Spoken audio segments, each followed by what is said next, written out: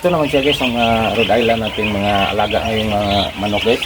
Ito, maliit pa sila kasi nga sisiw pa itong binibili natin. May konti naman tayong mga medyo malalaki na.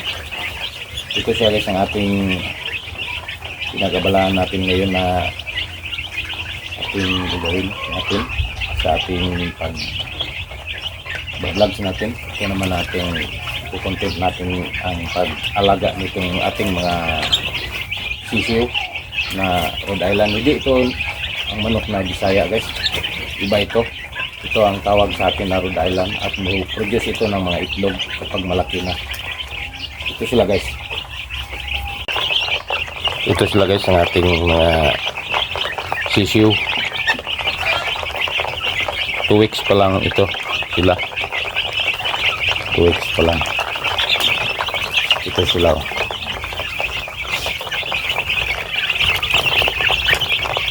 Dalawang linggo pa ito sila guys.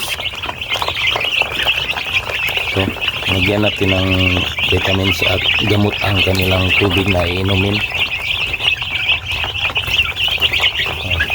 Iba-ibang mga color sa kanila.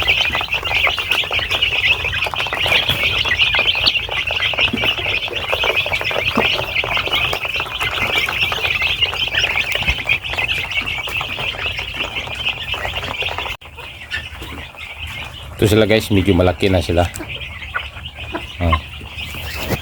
Mayroon naman dito sa kabila. Hindi naman ito masyadong kalaki. Hindi naman ito maliit. Ito sila. 4 weeks. Ito siya guys. 4 weeks. Ang laki nito.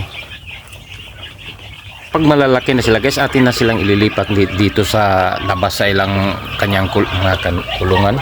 Ito. At silang palayawin dito sa labas sa kanilang mga kulungan siya guys. Siya, dito naman sila pa ngayon sa loob kasi nga sisiw pa sila at makain pa sila sa mga daga.